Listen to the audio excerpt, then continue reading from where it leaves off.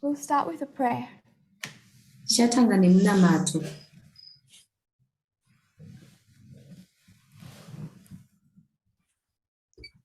Dear Lord, Mwari, it seems just moments ago zvinoita kunge inguva shomanene we stood in 2018 takamira mugore ra2018 and watched you change the course of the movement. tikakuonai muchichinja course yemovement. It's approaching 3.5 years later. Tasvika pamakore 3.5 anotevera. Lord, I pray that we will learn the lessons from this history. Mwari, ndonamata kuti tidzidze zvidzidzo kubva kunhoroondo iyoyi. May we not lose sight of the seriousness Ngatiregei kuruza seriousness of a failure to educate ourselves properly. kana kukundikana kuzvidzidzisa zvizere.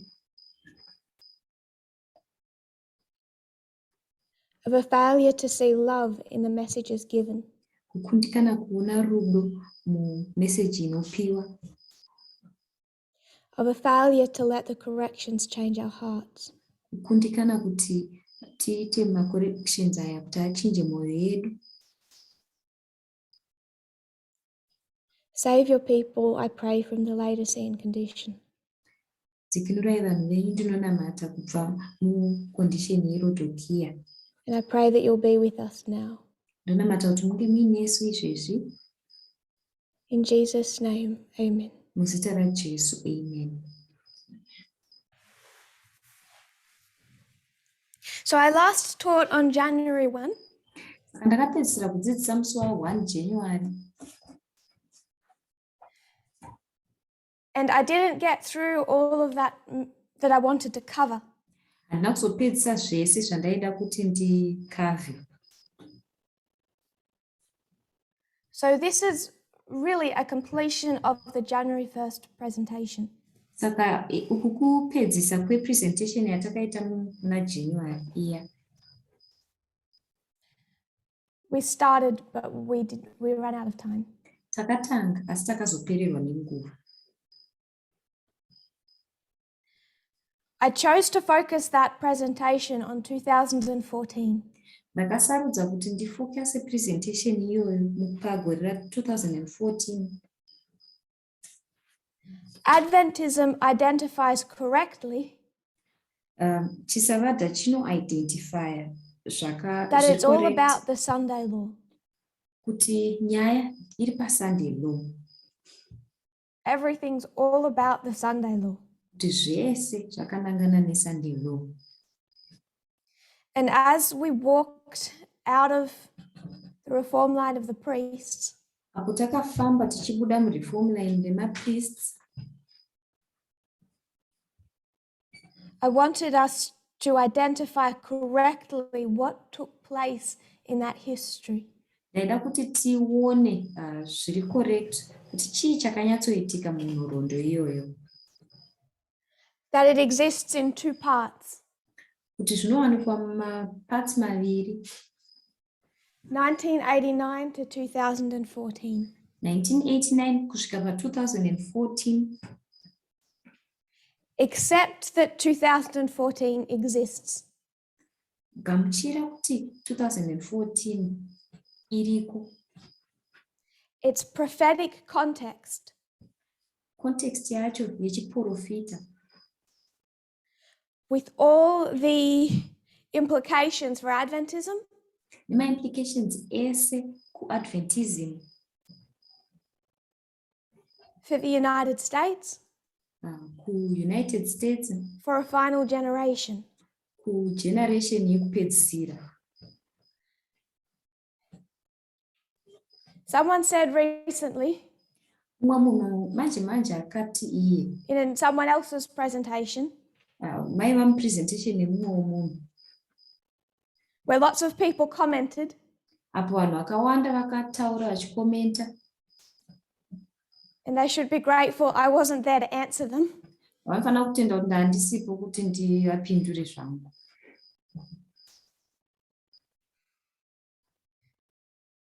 I mean, a lot of the comments, not necessarily this one. Ndinoreva macomments mazhinji acho, kwete iye yandichataura. God led us with baby steps. Hanzi Mwari akatitungamirira nematsiko emwana mudiki. I don't agree. Handibvumirani nazvo. If you think that this was baby steps, Kana waifunga kuti vaiva matsiko evana vadiki, the reason we need to repeat the history mhaka tichifanira kudzokorora nhoroondo iyi is because it impacts how we behave now. ndeyekuti zvinoimpacta behavior watinoita izvezvi. This was not gentle. Izvi zvakanga zvisina kupfava kwete. I would suggest this entire reform line is brutal. Ndinosuggesta kuti reform line rose iri riri brutal. 2012 is a neat example. 2012 iexample yakanyatsonaka. But it's not the only one. Asi haisiriyo yoga. If you're here, kana uri apo, you predict 2014 is the Sunday law. Wopredicta 2014 seSunday law. You find that it's about you and 5 other people. Unotoona kuti zviri pakati pako nevamwe vanhu vashanu. In a world of billions, that can't be right. Munyika izere nemabhiriyoni avo vasiri right. Numbers matter. Manamba akakosha. Do they? And then 13, 14. 2013, 2014. 14 passes. 2014 yopfuura. No Sunday issue. Hapana issue yaita nechekuita neSunday. Still, no one agrees with you. Zvakadaro hapana anobvumirana newe. 15, 16, 17, 18. 2015, 16, 17, 18. You're really lonely. Unotoona kuti uri lonely. And you're not shaken because you know it's right. And hausi kuzungurwa because unoziva kuti zviri correct. And people have been trying to get through to for 3.5 years. Kwemakore 3.5 vanhu vaiedza kuti vasvike. Saying, don't talk about 2014. I want to know about Panium. Voti hamusatudza zva2014. Indoda kuziva zvePanium. And expressing doubt. Votanga kutaura vachiexpressa madoubts avo. Because it's January 2022. Nekuti it's time na January 2022. And I haven't laid it out yet. Asati zvawaridzwa. What would those people have done in 2012? Komuna 2012 vanhu ava vaizoidiko. This is not being led gently. Hakusi kutungamirirwa zviri gentle kwete. You could argue that God is doing the best he can. Unogona kutaura uchiti Mwari vari kuita kuzama nepese pavanogona. But I see the tests this movement has faced as brutal ones. Asi ndinoona matests akatarisana nemovement ino sekunge aiva brutal. If that was not the case, kana yakanga isiriyo mhaka yacho, more people would be here. Vanhu vakawanda ingadai vari pano nhasi. But not 1 in 200 who's had an opportunity has accepted. Asi kwete umwe pakati pe200 akanga aine opportunity akagamuchira. Because I don't think they found it gentle. Nekuti handifungi kuti vakazviwana zviri gentle.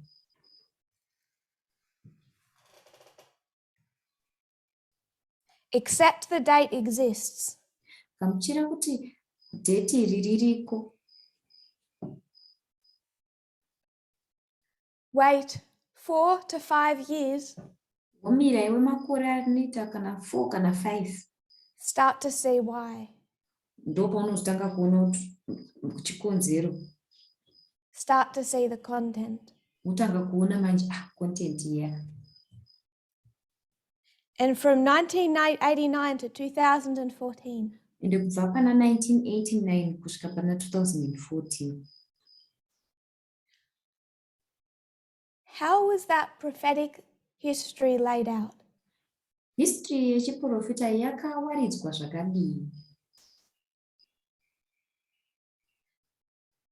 How did you understand the 25-20? Wakanzwisisa sei 25-20? How did you understand any of that prophetic content? Wakanzwisisa sei prophetic content yaiva ipapo? People waited Vanhu vakamirira for God to lead kuti Mwari vatungamirire and for it to be laid out ende kuti zviwaridzwe pachena by the mouthpieces he chose to work through. Nemiromo yavakasarudza kuti vashande nayo.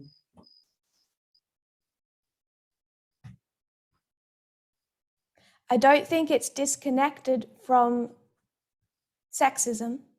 Handifungi kuti zvakadisconnecta kubva panhau yesexism or the Laodicean condition. kana kuti condition yeRodhokiya. That you get to this period, Kuti iwe unosvika paperiod iyi,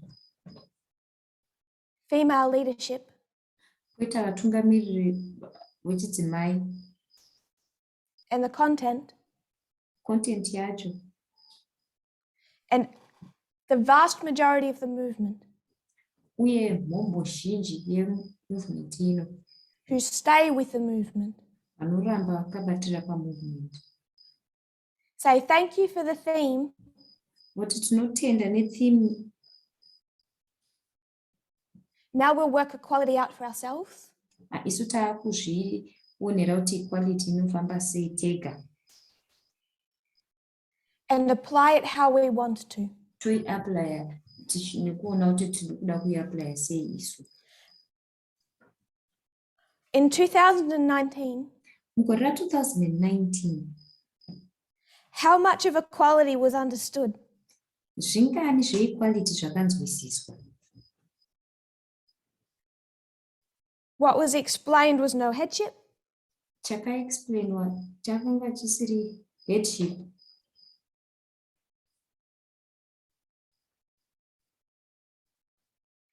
No sexist standards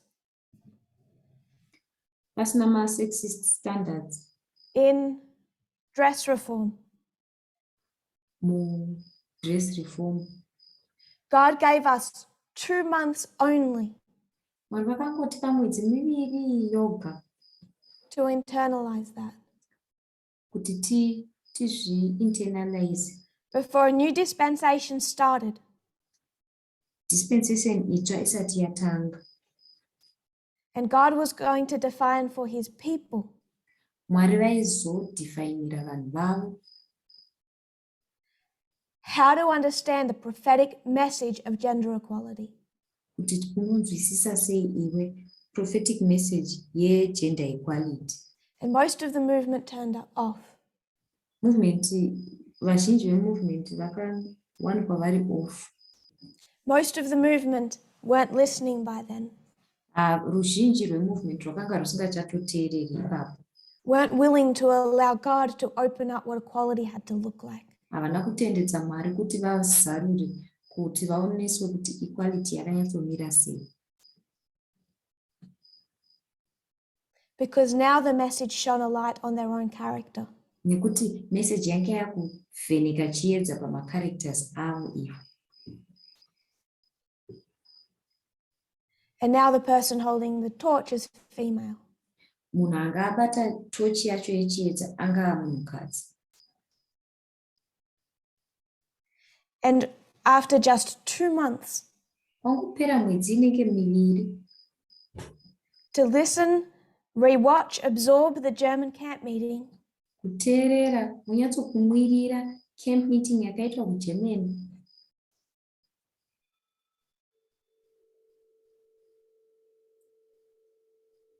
What that was to look like prophetically had to be laid out. Zvazvaifanira kuratidzika pachiprofita zvaifanira kunyatsowaridzwa pachena. And the vast majority of people have decided to do that for themselves. Ruzhinji rwevanhu vaifanira kuzviitira izvo voga. To think the way Laodicean Adventists thought back here, Kufunga kuti Laodicean Adventists kumashure uko yaifunga sei when they said, we have our own personal experience. pavakati isu tine mapersonal experience edu tega. We will wait for God to tell us directly. Tichamirira kuti Mwari vatiudze isu direct, not through a human being. kwete kuburikidza nemunhuwo nje. That's the same mindset that made Adventism reject the earlier messages. Ndiyo pfungwa yakafanana neyakaita kuti Adventism irambe message pekutanga. 2019, Raphia, 2019 Raphia occurred throughout the year. Yakaitika gore rose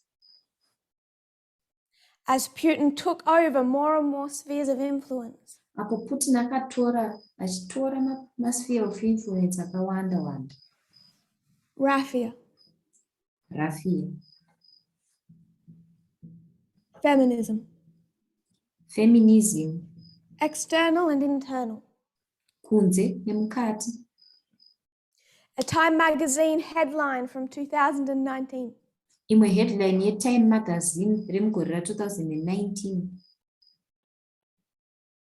How Putin built a ragtag empire. Kuvaka kwakaita Putin empire.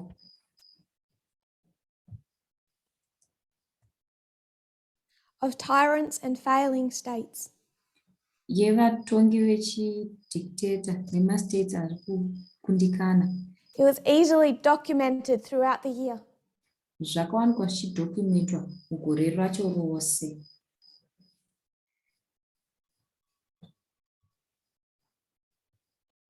And the internal message towards the end of the year.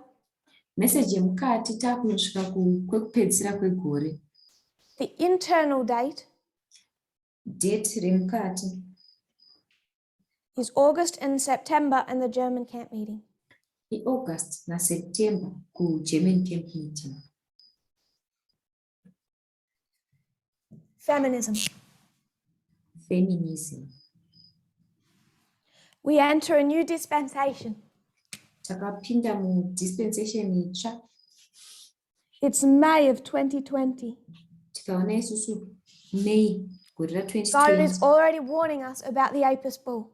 Mwari vangu vakutotipa mawarning pamusoro pe-Apis bull. To everyone thinking they're going to wait for God to tell them directly what equality looks like. Nevese vaifunga kuti vachamirira Mwari kuti avaudze directly kuti equality yakamira sei. To say simply what God is telling them. Kuti zviri nyore zvavari kuudzwa naMwari. What you've done is taken a little bit of the message, a little bit of God. Zvakaita kuti vakatora zvishoma zvaMwari. Say, no, this is equality. Vavata iyi ndiyo equality. Like Israel, who said, this is the Apis bull that led us out of Egypt. Sezvakaita Israel ichiti ndiro bhuru raApis rakatitungamirira kubva muIsrael. It is a representative of our God. Ndiyo inomiririra Mwari wedu.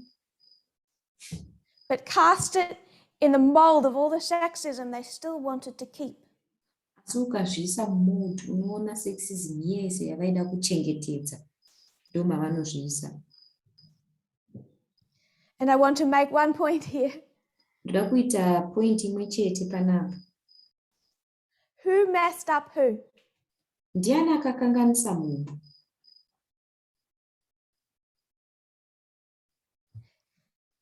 Did Israel go and mess up Egypt? Israel yakaenda kuEgypt here ikanovakanganisa. And make Egypt sexist? ikaita kuti Egypt ichitanga kuve vanhu vari sexist, or did Egypt mess up Israel? kana kuti Egypt yakakanganisa Israel. Because everyone's blaming Adventism. Nekuti munhu wese ari kupa chipomerwa kuchisavada. Everyone's blaming Christianity. Munhu wese ari kupomera chiKristu. Right from here, we should have been tracing it back. Kubva apo takafanira kunge taizvironda kubva kumashure uko. It's Egypt that did the damage to Israel, not the other way around. Kuti iIjipita yakaita damage kuIsrael.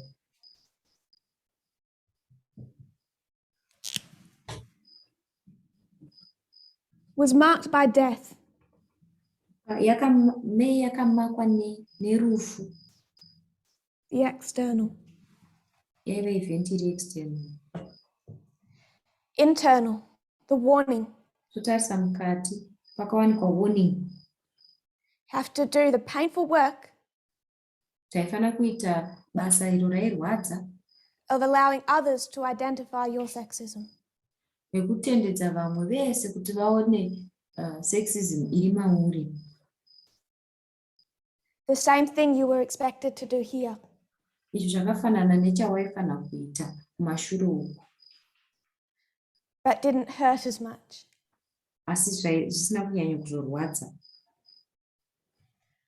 From May of 20, Kubva muna May 2020, Apis bull, internal, death, external. Apis bull mukati, rufu kunze. We come to about August Tosvika nechekuna August 21. 2021. Here we find the end of the Afghanistan war. Apa takaona hondo yekuAfghanistan ichipendera. As predicted, Sezvakanga zvakapredictwa. and the subject of LGBT. Tikaonawo nhau dzeLGBT.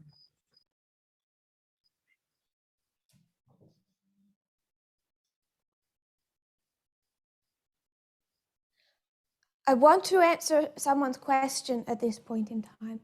Ndoda kupindura mumwe mubvunzo wemumwe munhu panguva ino yatava. The person who asked this question asked it some time ago.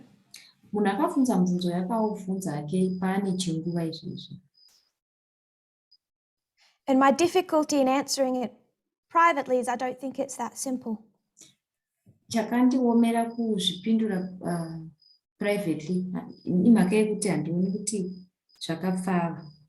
Some corners of the world over the last 3 years Mamwe makona enyika ino kumakore matatu apfuura, especially those heavily influenced by male leadership, nyanye ayo akanga aine influence yakanyanya yeutungamiriri hwechirume, have avoided teaching what I have presented.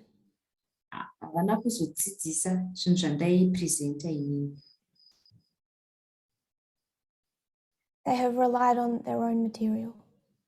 Vakarerekera kune material dzavo dzavaidzidzisa. Or they have taught Elder Parmindas, Kana kuti vakadzidzisa zvaidzidziswa naElder Parminda. and I strongly doubt they have taught that as he'd intended it. Ende ndine doubt guru kuti vakazvidzidzisa sekuintenda kwavakanga vachiita iveElder Parminda. And the level of equality in these corners of the world Level yeequality mumakona aya enyika give an indication of the results of the way they've chosen to teach. anoratidza maresults enzira idzo vakasarudza kudzidzisa.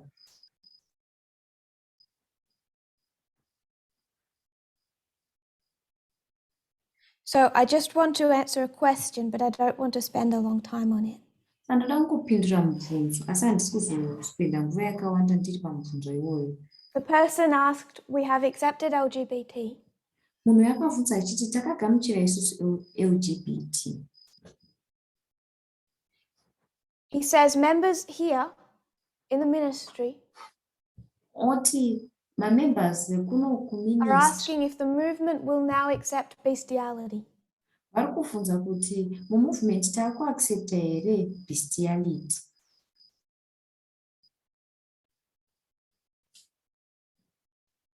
And he said he wasn't sure how to answer them. Akati ine hasinyatsoziva kuti ndinovapindura ndichiti kudii, Because maybe now nekuti that we have pamwe understood equality, izvezvi nekuti taakunzwisisa nhau dzeequality, maybe we would accept bestiality as a relationship. pamwe taakubvuma bestiality serelationship. The reason I found that question difficult to answer Maka ndakawana zvakandiomera kupindura mubvunzo uyu is not because it doesn't have a very clear, simple answer, haisi yekuti haina mhinduro iri pachena yakapfava, but because the root of the problem goes a lot deeper. asi kuti dambudziko iri rinodzika kupfuura zvatinoona. What's the root of the problem with that question? Mudzi wedambudziko remubvunzo uyu ndeupiko?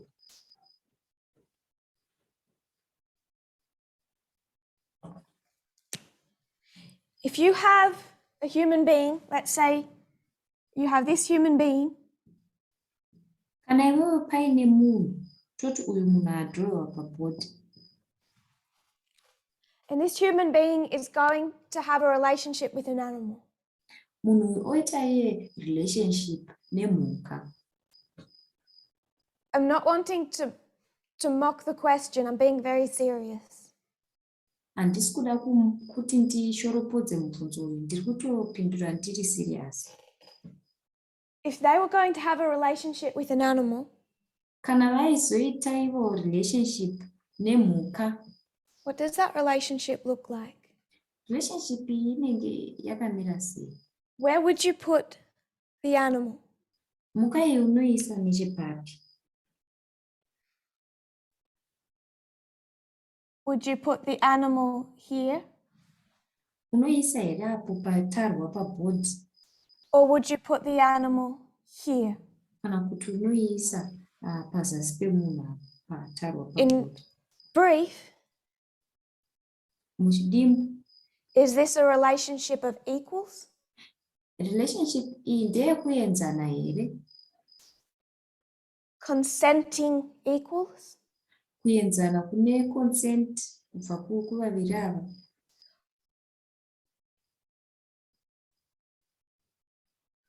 Or of necessity? Kana kuti ndeye necessity? Is this a relationship of headship? Iyi relationship yeutongi hweheadship. So people can say lots of reasons why it would be immoral. Vanhu vakawanda vanogona kutaura mhaka dzakawanda kuti sei zviri immoral. Not natural. Hazvisi natural, It's not how we were designed. hazvisiri izvo zvatakagadzirirwa tiri.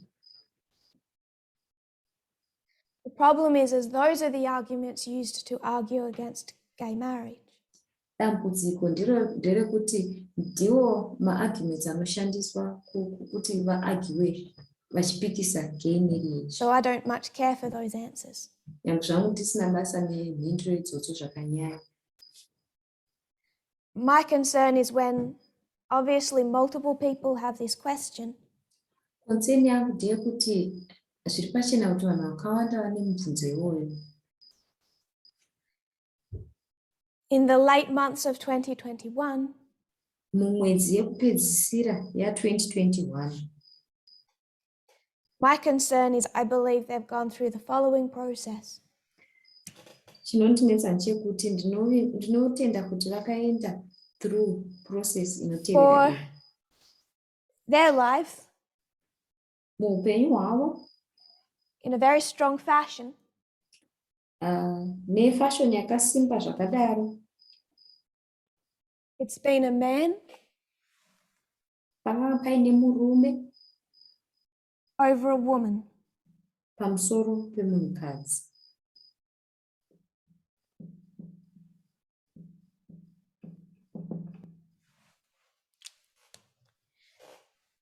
And then we come to 2021 and we say homosexual relationships are good. Tosvika isu pagore ra2021 toti marelationship ehomosexual akanaka. They've still got this model in their heads. Ivo mupfungwa mavo vachiri nemodel iya yeheadship iyi. But they say, okay, it doesn't have to be female. Voti anogona kunge asiri zvake munhukadzi. Now you can have a man down here, passive. Ezvino togona kuisa edu munhurume pazasi apa. Now you can have a passive man. Apo unenge uine munhurume ari passive. And it's only the places that hold to this.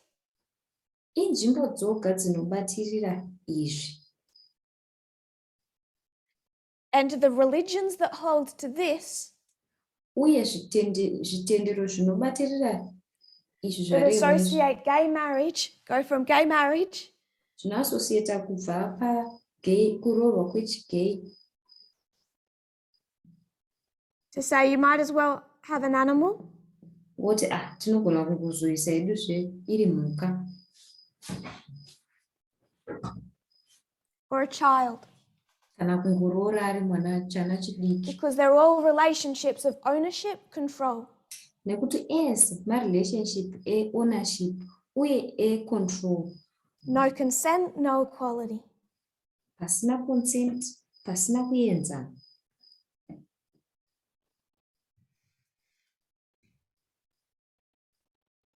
If people understood the message of equality, Kana dei vanhu vainzwisisa message ye-equality.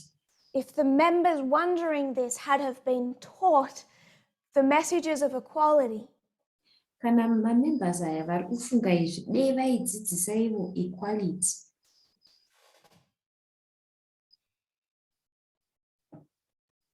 and spent 2 years changing their mindset, Vospenda makore maviri aya vachishandura mufungiro yavo. I'm not going to draw her with long hair and a skirt to make her female. Handisi kuzombomudhirowa aine vhudzi hombe kuti tingoratidza kuti munhukadzi. But this is a woman. Asi wandatara pabhodhi They had munhukadzi. have got that this existed. Dei vakanga vazvibata kuti izvo zvatarwa pabhodhi ndizvo Was zvinoexist God's intent. se-intention yaMwari.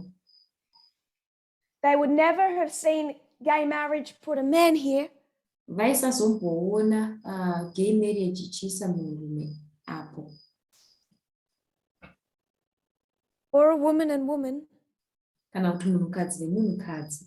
and started considering bestiality. Panhambo chekuti vaconsider bestiality.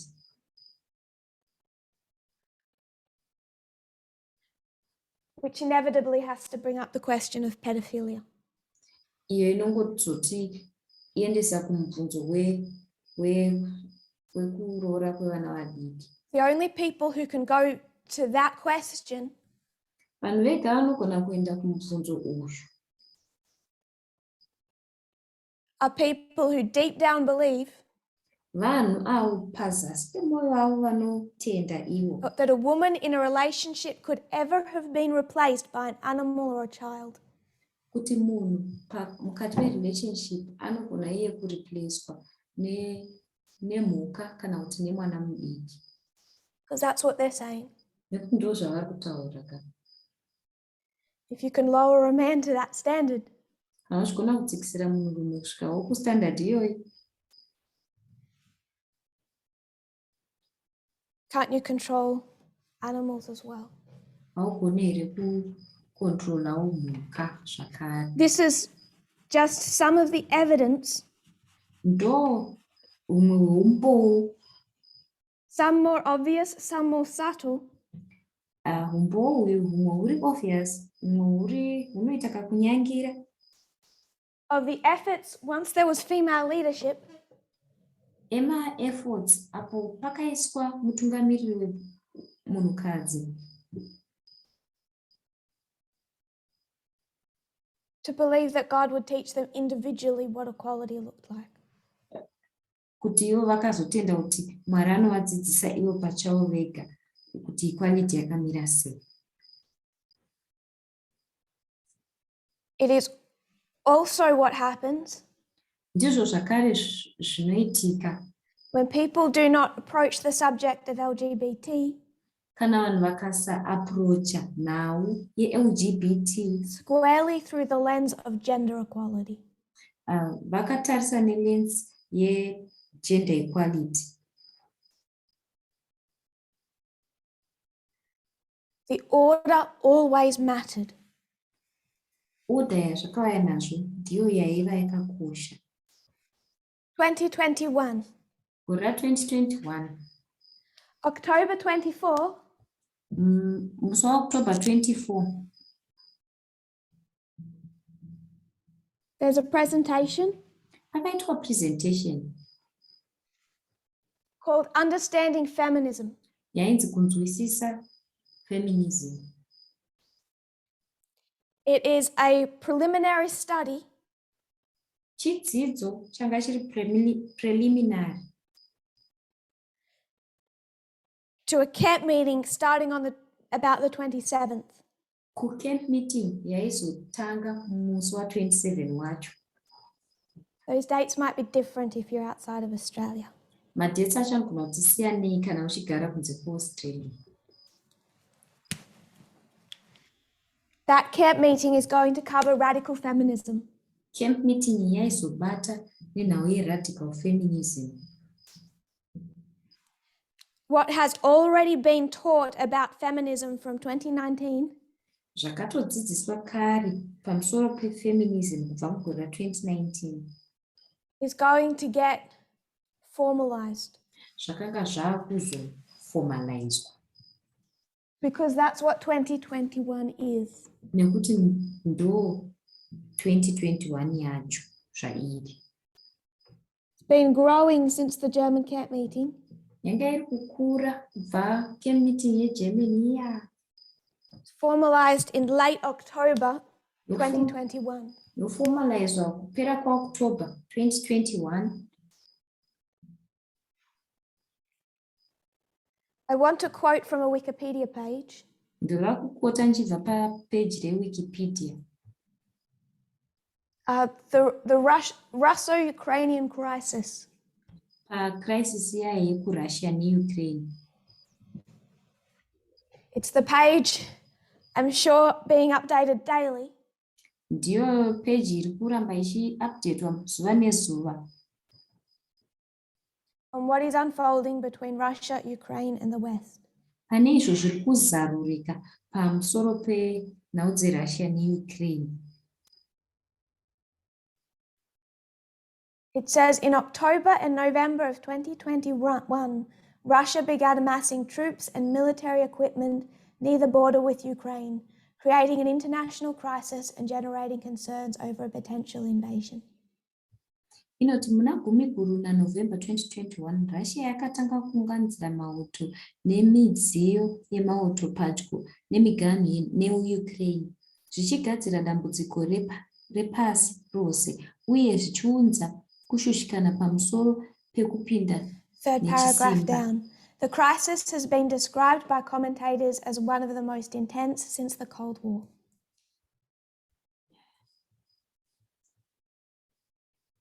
Dambudziko iri rakadescribwa nemacommtators serimwe riri intense. The aggravation of Russian-Ukrainian relations occurred in late October and early November and was provoked by the first combat use of a Ukrainian drone.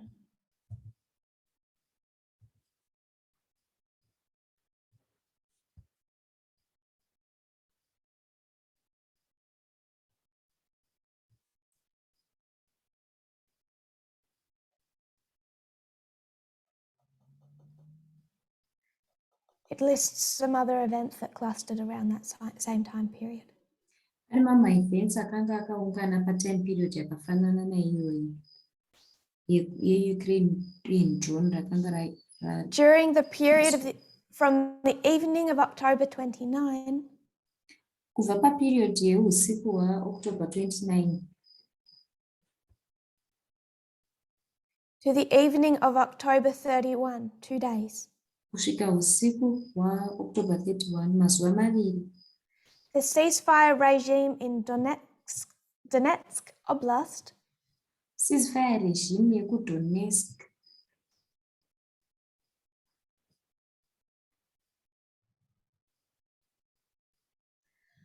was violated 988 times. yakavhayoletwa ka989.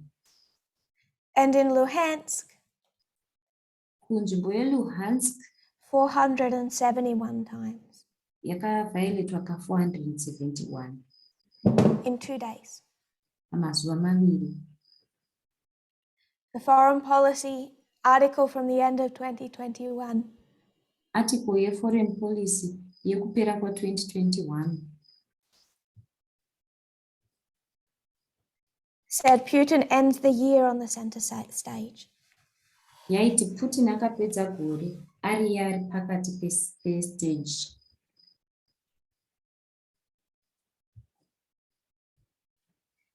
And as Biden pursued China, Apo Biden aidzingirana neChina. for most of the year this looked very unlikely. Kwegore iri zvairatidzika kunge zvisiri unlikely. I just want to remind us very briefly what we teach. Ndoda kungotirangaridza nemuchidimbu zvinhu zvatinodzidzisa. World War I, World War II kind of overlapping. World War I neWorld War II zvine kuvirikidzana kwazvinoita. But this history is a period of time. Asi nhoroondo iyi iperiod, inguva. In a way that 19 wasn't. Yakasiyana nezvanga zviri 2019. And this is characterized by the Cold War on multiple lines. Izvi zvinokarakterizwa nehondo yerunyararo nemalaini amazhinji atakambodzidza. Foreign policy headline from last week. Headline yeForeign Policy kubva muvhiki rapfuura. A new Cold War to decide the future of Europe. Yaiti Cold War itsva iyo ichadecide future yenyika. And the world.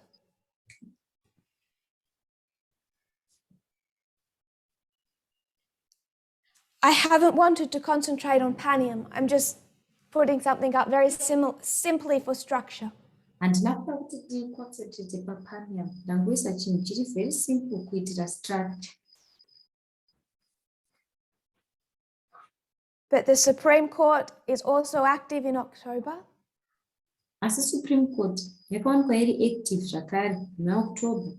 Regarding the court cases of Mississippi and Texas. Maererano nemacourt case aya ekuMississippi neTexas. So we've seen Panium. Saka takaona Panium. We're watching it play out. Taiona ichizarurwa. Which it will do for some years. Apa ichazoramba ichizarurwa kwemakore anotevera. We have compared it to 1989. Takaifananidza isu negore ra1989. But we also need to contrast it with 1989. Asi tinofana kuzoisiyanisa zvakare mu1989. So often people get fixed on one and forget the other. Saka kazhinji vanhu vanongotarisa chimwe chete ichocho kanganwa chimwe chacho. 1989 was like a new dawn for democracy. 1989 yaita kunge kuzvarwa patsva kwedemocracy. Full of hope. Vakanga vaine tarisiro guru. People who wanted that regime to end. Vanhu vaida kuti regime iyi iparare. The World Wide Web giving a new access to information. World Wide Web ichitipa access itsva kuinformation. Now we have disinformation.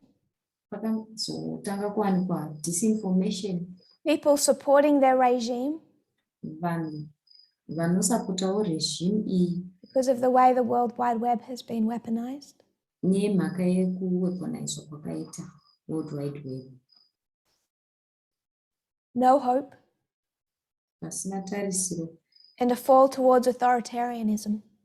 uye kudonhera mumaoko eauthoritarianism.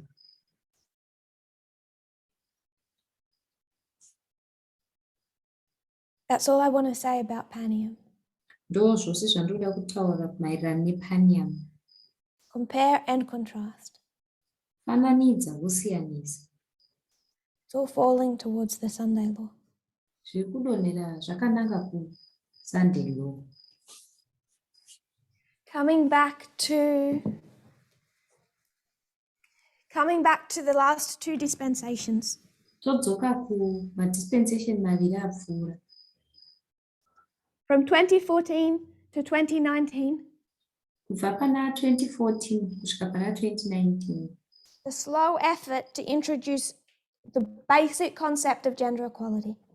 Effort ishomanana yekuintroduce maconcepts ari basic equality. 2019 to 2021. 2019 kusvika 2021. Whether or not people would be willing to have that laid out for them. Kuti vanhu vari willing here kuti vamirire kuti zvizowaridzwa pamberi pavo. Taught by prophetic methodology. Kuti zvizodzidziswa nemethodology yechiprofita. Not through news articles. Kwete kuburikidza nemaarticles enews kwete. If this is a history of compromise, kana iri nhoroondo yekucompromise,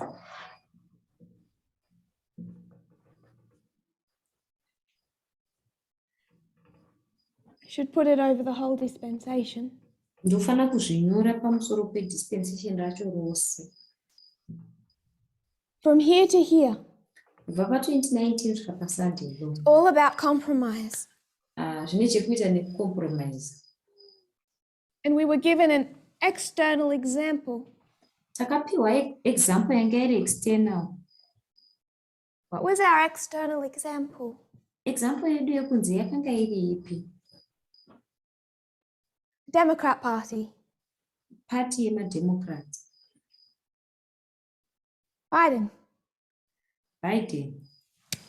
So if this is all about compromise, kana izvi zvese zvaiva nechekuita necompromise, if it's that important, kana zvakakosha kudaro,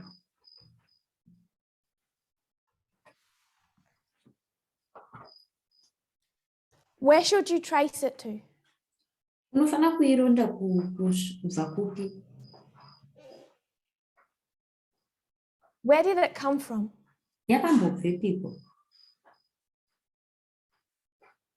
Don't say 2014. Musati mimi 2014. Where do you trace it to if it's that important? Tinoironda kubva kupi kana yakakosha zvakadaro? Yes. Hongu. 1989. 1989. I want us to go back to 1989. Ndoda kuti tidzokere kugore ra1989. 1988, George Bush Sr. wins the presidential election. 1988, George Bush muhombe akawina election yekuAmerica. A little context. Topa context zvishoma. In World War II, you had Franklin D. Roosevelt. World War II, takanga tina Franklin D. Roosevelt. He was a Democrat. Aiva mudemocrat. He led the United States till he died in 1945. Akatungamirira United States kusvikira afa mugore ra1945. 1945 he dies. 1945 akafa. From 1945 to 1988, kubva muna 1945 kusvika muna 1948, A Democrat president has never won a second term.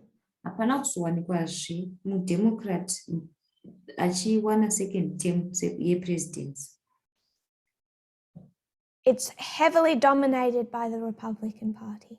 Zvakanga zvakadominatwa nyanye neRepublican Party. You have a Democrat president in Carter. Unowana Democrat president muna Carter. People thought that was a disaster. Vanhu vakafunga kuti raiva disaster iri. In comes this attractive, charismatic Hollywood celebrity. Pouya celebrity yekuHollywood anga ari charismatic, ari attractive. Ronald Reagan. Uyo ainzi Ronald Reagan. And the Democrats think it's okay to lose to him. MaDemocrats voti kana tichiruza kuna Reagan hazviri right. He's so charismatic. What hope do we have? Ari charismatic zvakanyanya zvakadaro. They lost to him for a second term. Vakaruza kwaari zvakare achipinda second term. I think, of course we have. Ufunga kuti of course tina Reagan. Reagan. Even today he has this cult of personality. Kunyange nanhasi ane cult of personality. So they're not that worried about their political party. Kunyange vasina kunyanya kushushikana nepolitical party iyoyi. But then in 1988, Asi muna 1988 they lose to George Bush Sr. vanobva varuza kupinda George Bush muhombe. Not charismatic. Haasi charismatic. Not this Hollywood glow about him. Hana zvechiHollywood zvechekuita naye. And the Democrats get scared. MaDemocrats vanotanga manje kutya. They could justify losing to Reagan. Vaigona kujustifya kuruza kwavakaita Reagan achihwina. But it's been bad for half a century. Asi zvakanga zvakavaomera kwehalf yecentury. The third loss in a row. Kwakuruza kwechitatu zvakaterekedzana. And a couple of Democrats get together. MaDemocrats mamwe anouya pamwe chete. And in 1989 they write a manifesto. Mugore ra1989 vonyora ivo manifesto. It's called The Politics of Evasion. Yaiva netitle yekuti The Politics of Evasion. Explaining the problems within their political party. Ichitsanangura matambudziko avaiwana mupati yavo. And what they needed to do to fix them. Uye zvavaifana kuita kuti vazvigadzirise izvozvo. One of the main authors, Umwe wavanyori vakuru, there was more than one, paiva nevanyori vakawanda kupfuura umwe is a chete. Democrat named William Galston. Umwe wavanyori vemanifesto aiva muDemocrat ainzi William Galston. I'm going to quote from two documents. Ndichakota kubva pamadocuments maviri. The first is the original manifesto. Yekutanga ndiyo manifesto yacho iri original. The second is an article that he wrote in 2013. Yechipiri iarticle yaakanyora mugore ra2013. Where he goes back and references that document. Apa anodzokera onoreferensa document riya rokutanga. Because he's trying to give helpful advice now to the Republican Party. Nekuti ari kuzama kupa advice inobetsera izvezvi kuRepublican Party.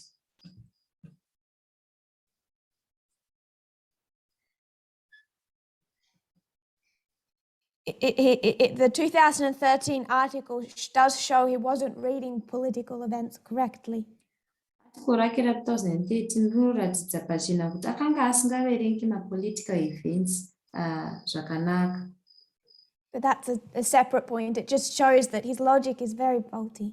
Asi point hayo iri parutivi, tiri kungoratidza kuti logic yake yakanga iine mafundzokati.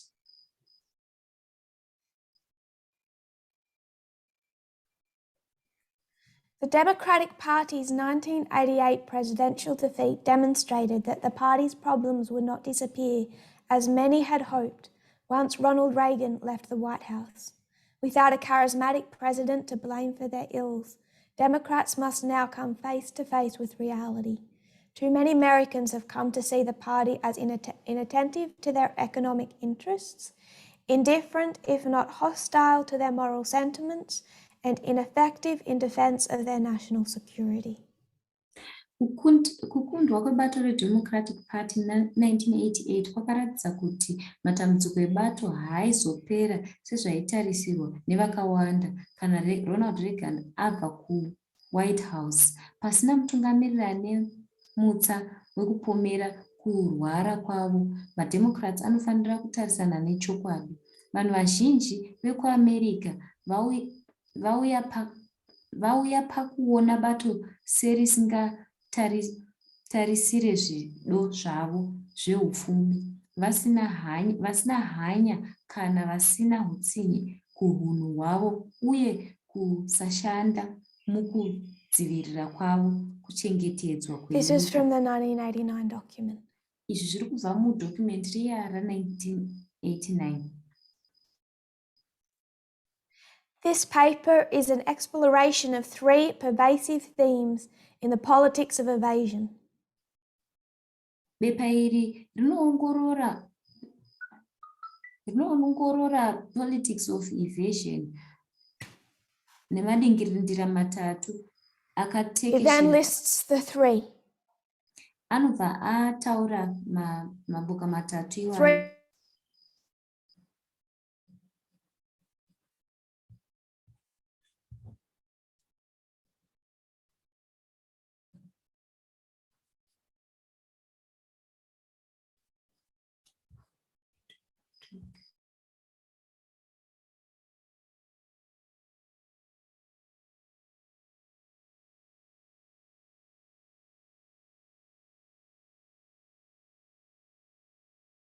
minority groups.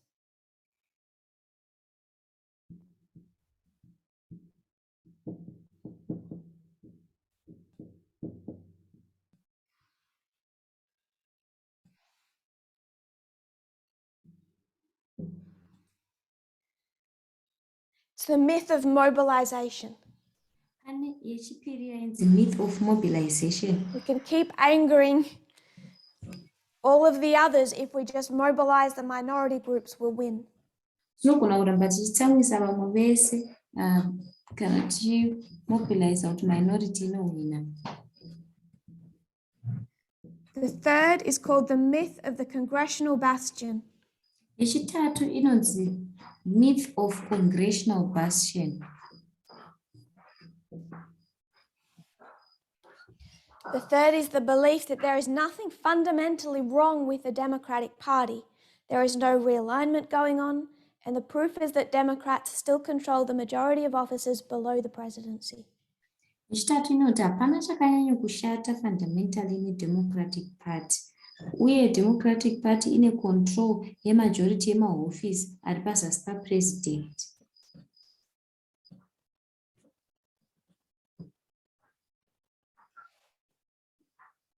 Hakuna proof yazvo. Back to the 2013 article. Todzokera isusu paarticle ya 2013. We, the authors, were under no illusions that these changes would come without a fight. Isu vanyori takanga tisiri pasi peillusion yekuti kushanduka uku kwaizouya pasina kurwisana. There was indeed a fight, but the changes happened. Kwakawanikwa kurwisana, asi kuchinja uku kwakaitika. Skipping some. Tichijamba zvimwe.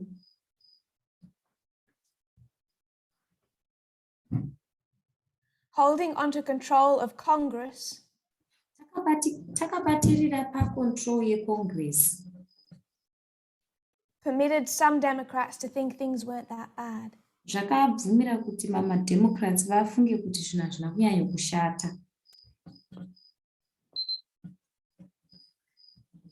They lost that majority in a couple of years' time, by the way.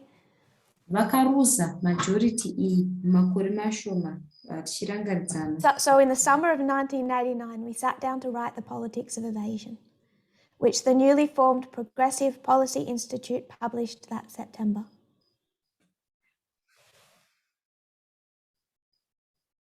Muna 1989 vakagara pasi vakanyora Politics of Congregation iri ravakaona rakafanira kupublishwa muna September.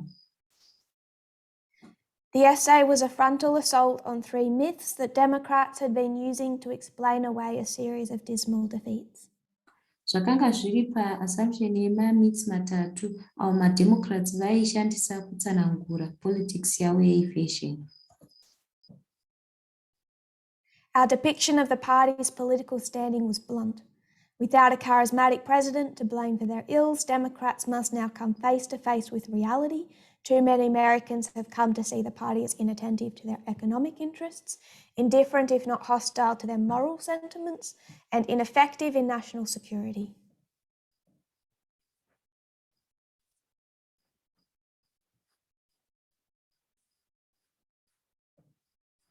Vanhu vazhinji vekuAmerica vakauya pakuona bato serisingasabatsire zvido zvavo zveupfumi, vasina hanya kana vasina hutsinye kuhunhu hwavo uye kusashanda mukudzivirira kwavo kuchengetedzwa kwenyika.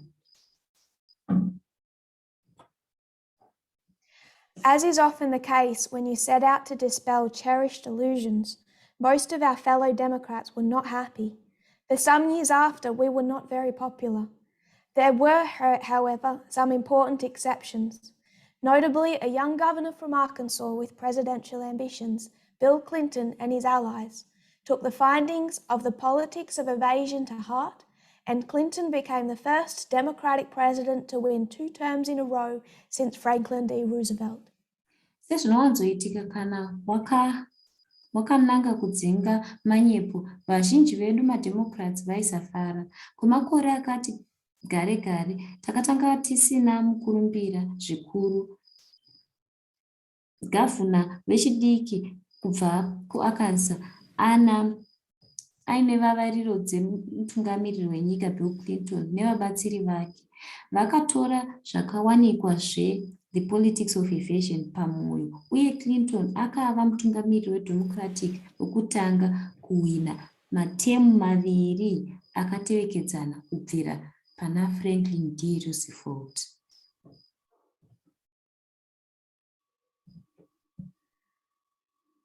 So the Politics of Evasion did not make the authors popular. Saka Politics of Evasion haina kuita kuti hofisi yavo inge ine mukurumbira. Except in a small circle that took it to heart. Kusara kwekaseko kadiki diki kakazvitora kuzvisa pamwoyo. What did Bill Clinton do to win a second term? Chiiko chakaitwa naBill Clinton kuti awine term yechipiri? It's actually a really long list. Pane zilisti rihombe rakareba. But 2 things on that list he did in 1996. Asi zviviri zvezvinhu izvi palisti iyoyo akazviita mugore ra1996. Was sign the Defense of Marriage Act. Akasaina Defense of Marriage Act. And also attack immigration. Uye akaataka nhau dzeimmigration. Why is he doing those things? Kune mhaka yeko aiita zvinhu zvakadaro. He had friends who were homosexual. Iye aiva neshamwari dzaiva homosexual. He didn't like the act. Aisafarira act iyoyo yeDhoma. Was this document correct? Ko document iri rakanga riri correct here? I want to argue they were. Ndoda kuargua kuti vaiva. They were spot on. Vaiva spot on. Their analysis is accurate. ongororo yavo yakanga iri accurate. The fact that Clinton followed this document to win 2 terms is evidence that it works. Fact yekuti Clinton akatevedzera document iroro kuti ahwine materms ake aya maviri. We argued that there were simply not enough Liberals in the electorate to carry the party to victory. To win, it would need to both hold on to Liberals and attract a substantial majority of the moderate vote. 3 years later, Bill Clinton sought to do that. Running for president as a new Democrat, he famously promised to end welfare as we know it, campaigned against outsized budget deficits and trade protectionism, and proposed to reinvent government, not expand it. Akapikisa kuti pakanga pasina vakasununguka vakawanda mumavhoti kuti vatakure bato mukukunda. Kuti ikunde yaizoda kubatirira kune vane rusununguko uye kukwezva ruzhinji rwevhoti ine mwero. Makore 3 gare gare Bill Clinton akatsvaka kuita izvozvo, kumhanyira mutungamiri wenyika seNew Democrat. Akavimbisa nemufaro kupedza utano sezvatinoziva. Akakurudzira kushomeka kwebhajeti nekuchengetedzwa kwekutengeserana uye akafunga kudzoredzera hurumende kwete kuiwedzera. And just make some comment on these 3 myths. Ndoda kuti ndishande ndichibva kumashure ndoita macomments pamamyths aya matatu. Could they make a great difference if they just tried to hold the lower offices? Vaizoita here difference ihombe dei vaingobata maoffices epazasi?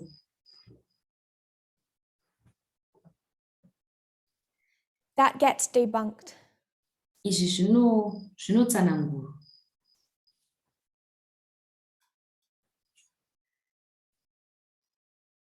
Could they win if they just mobilized enough minority groups? Vaizohwina here dei vakangomobiliza minority groups akati o. A bit more now than then. Zvakati wandei izvinezvi kupfuura ipapo. But then absolutely not. Kwavari zvakanga zvisina kudaro. The demographics have changed over the last 30 years. Mademographics akachinja kwemakore 30 atapfuura aya. But it's their first myth that should take most of our attention. Asi myth yavo yekutanga ndo yaitora attention yavo huru.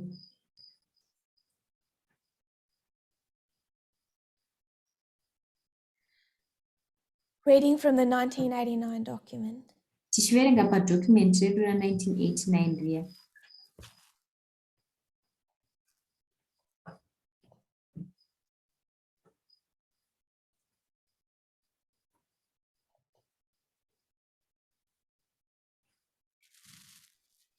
From point 6, the myth of liberal fundamentalism, some of the way down. It is clear that the Democratic Party is actually a moderate liberal coalition party and not a liberal party, a positioning likely to yield positive results in the years to come. Zviri pachena kuti bato reDemocratic Party ibato riri pakati nepakati rakasununguka remubatanidzwa kwete bato rakasununguka chinzvimbo chingangounza zvibereko zvakanaka. Worst of all, while insisting that they represent the popular will, contemporary liberals have lost touch with the American people. During its heyday, the Liberal governing coalition brought together white working class voters and minorities with a smattering of professionals and reformers. Over the past 20 years, however, Liberal fundamentalism has meant a coalition increasingly dominated by minority groups and white elites. Zvakatonyanya kuipa vachisimbirira kuti vanomirira kuda kwakakurumbira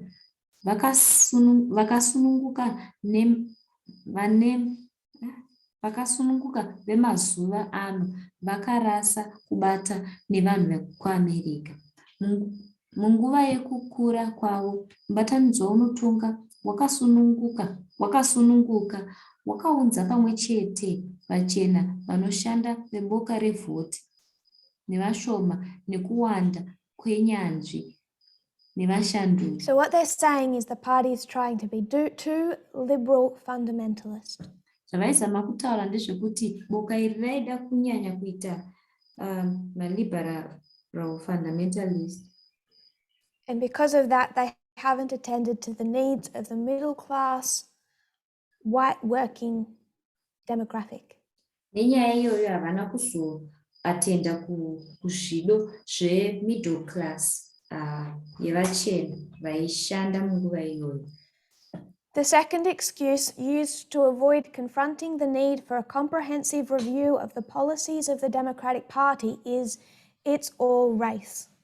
According to this thesis, the major themes of the past 2 decades, which Republicans have exploited so effectively, are all products of and codes for racial divisions. Whatever the ostensible issue, crime, public safety, the death penalty, jobs, the real issues are race, because the Democratic Party has embraced the right but unpopular position on racial justice. It has paid a heavy price among voters who do not share this view. Chikonzero chechipiri chinoshandiswa kudzivirira kutarisana nekudiwa kwekuongorora kwakadzama kwemitemo yeDemocratic Party ndengedzo yese.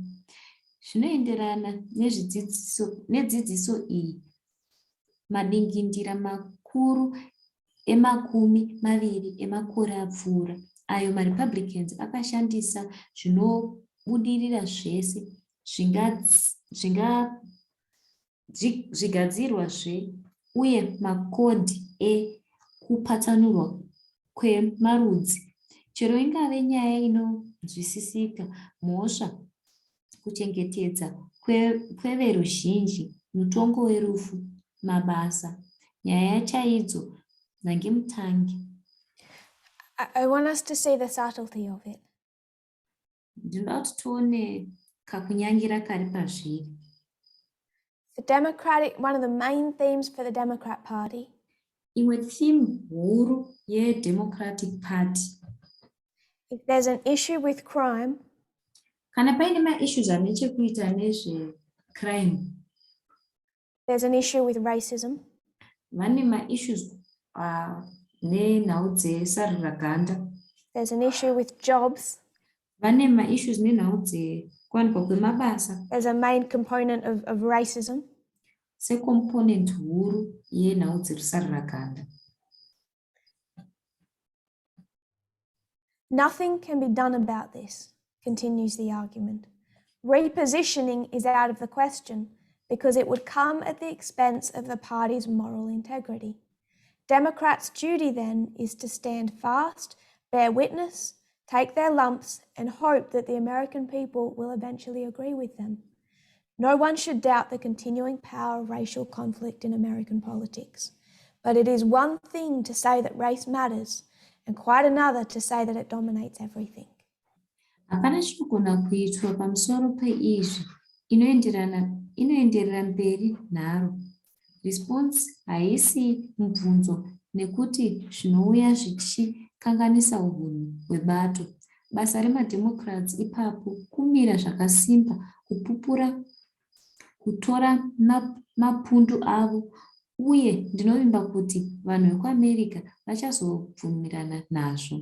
Hapana munhu anofanira kukahadzika simba rinoenderera nekunetsana kwemarudzi mune zvematongerwo enyika dzeAmerica. Asi chimwe chinhu kutaura So they're saying, no, we get it, we agree, race is important. Saka vari kuti tinobvumirana kuti nhau dzerusaruraganda dzakakosha. No one should doubt that racial conflict continues to be a continuing issue. Hapana munhu anofanira kudhauta kuti makakatanwa emaconflicts erusaruraganda. But it's one thing to say that racism matters. Chimwe chinhu kutaura kuti racism yakakosha. It's another thing to say that it dominates everything. Chimwe zvechinhu zvakare kutaura kuti rusaro raganda runodominita zvinhu zvese. It's tough on crime. That isn't a race issue, is it? Nekuti nhau dzekuti tough on crime inhau dzeracism here idzi. Go back to African and American newspapers from the day. Todzokera Magazines. kumamagazini echiafrican american emazuva iwayo. Go back to their leaders. Go back to their voting records. Todzokera kuvatungamiri vavo, todzokera kumarecords avo ekuvhota.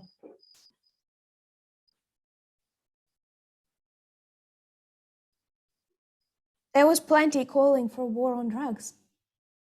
Pakanga paine zvakawanda panhau dzehondo iya yewo on drugs. Saying lock them up for life.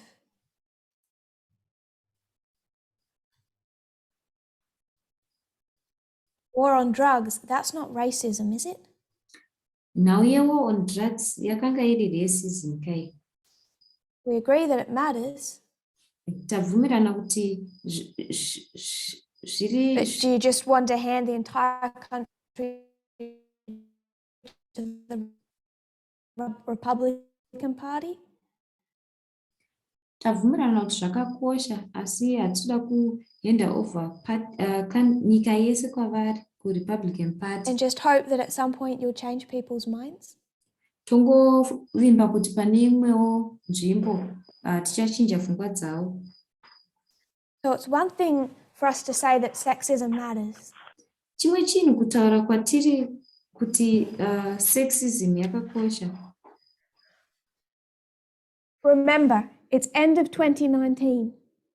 Rangarirai kupera kwa2019. From here to here. Kubva apo panongedzerwa kusvika apo. It's one thing to say that sexism matters. Chimwe chinhu kutaura kuti nhau dzesexism dzakakosha wena. But it's another thing to say that liberal feminism is sexist. Asi chimwe zvechinhu kutaura kuti liberal feminism iri sexist. That the beauty industry is sexism. Kuti industry iyo yezverunako isexism. That the dowry system is gender slavery. Kuti system iya yeroora ndeyeunhapwa hwegender.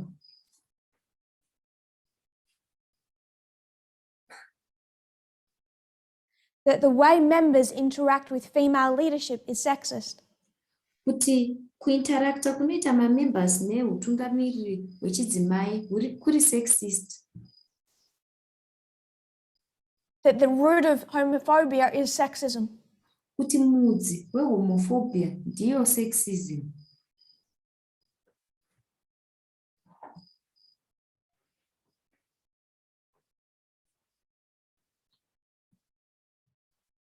Sexism isn't everything, is it? Sexism hazvisizvo zvinhu zvose, ndizvo here? Hasn't been the problem in your ministry? Yanga isiri dambudziko muministry yako? In your behavior? Mubehavior yako? In the messages you sent to women? Mumessage iyo yawaipa kumadzimai? In a question about bestiality? Mumibvunzo yebestiality? It's not sexism. Haisiri sexism. To look at 1888 and 1850. Kutarisa gore ra1888 na 1850. And say, even though it's God wotaura uchiti kunyange vari Mwari who lined up 1850s slavery vakananganisa slavery ya1850 to 1940s Holocaust, voidondanisa neHolocaust yekuma1940s iya to 2020s sexism, yonanganiswa nesexism yekuma2020s. if that seems extreme to you, kana zvichiita kunge zvakanyanya kwauri, I didn't do that. handina kudaro. That didn't come from me. hazvina kubva kwandiri. That's God's compare and contrast. I-compare and contrast yaMwari. That's God showing how serious it is. NdiMwari vari kuratidza kuti zvakakosha zvakadii. Let's skip 1888. Ngatichambei 1888. By the way, 1888 is not the National Sunday Law. Ngatirangarire kuti 1888 haisiriyo National Sunday Law. It's a history like Panium, it's warning of, but it is not the National Sunday Law. Inhoroondo sePanium iri kupa warning yeSunday Law. A.T. Jones isn't holding back. A.T. Jones haasi kudzorera kumashure kwete. I'm not calling for public evangelism. Handisi kudaidzira kuti paitwe public evangelism. But so much of the language of tolerance, gentleness, Asi language yetolerance nekupfava, grace, tsitsi, leading people gently, kutungamirira vanhu zvakati pfavei. don't drop everything at one time. Ngatisangodonhedzai zvinhu zvese panguva imwe chete iyoyo. Start with Seventh-day Adventists. Kumasavadha. That's fine. Zvakanaka hazvo. I agree. Ndobvumirana nazvo. But the way that those points are being Asi nzira iyo mapoints aya ari kuiswa.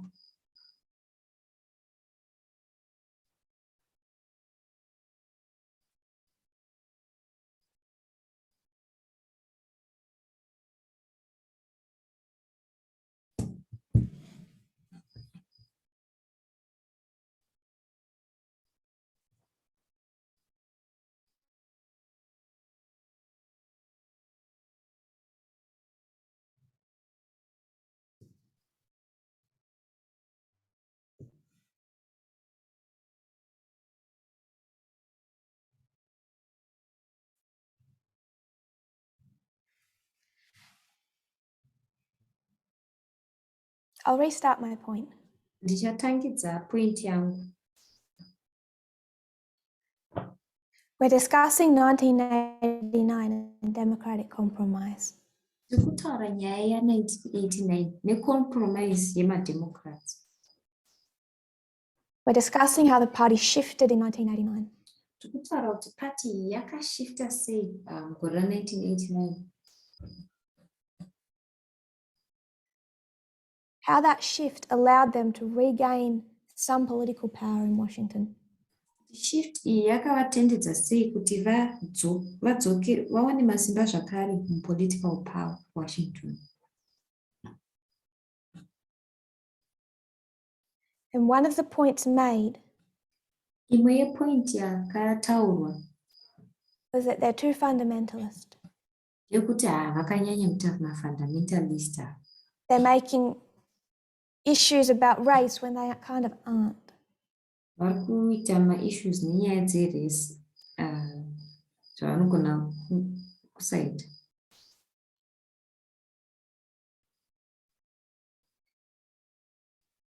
We of course believe in grace and love.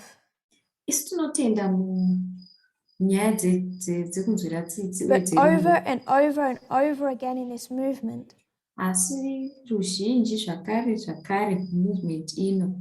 those arguments are code for the Laodicean condition. Maarguments aya anotonhora kucondition yechirodhokiya.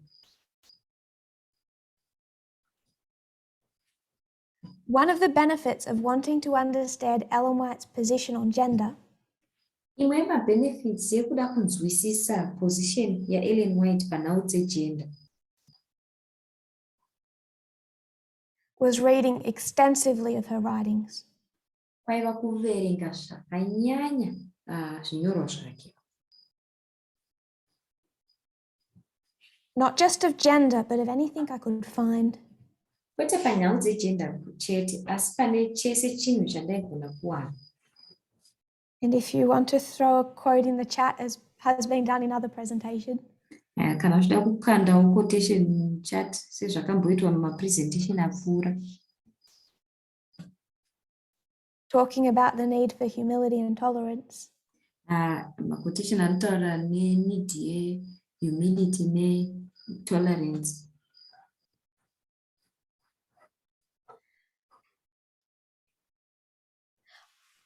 I'll send a whole heap of quotes back where she doesn't seem humble or tolerant. Ndinogona kusenderai maquotations akawandisa apo aisaita kunge ari humble, aisaita kunge ari tolerant. There is nothing better that Laodiceanism is better at than taking Ellen White out of context. Hapana chinhu chiri nani sekutora Laodicean condition Misunderstanding her work. nebasa raEllen White out of context, wotadza kunzwisisa basa rake. And then posting quotes about grace and love. Ubva watanga kuposta maquotation erudo nekunzwira tsitsi. I know that when I'm sharing quotes of hers, Ndinoziva kuti pandinoshare maquotation ake, I only have time for one, ndinongoita nguva but I trust it because of the weight of writings that back up the application I make of that quote.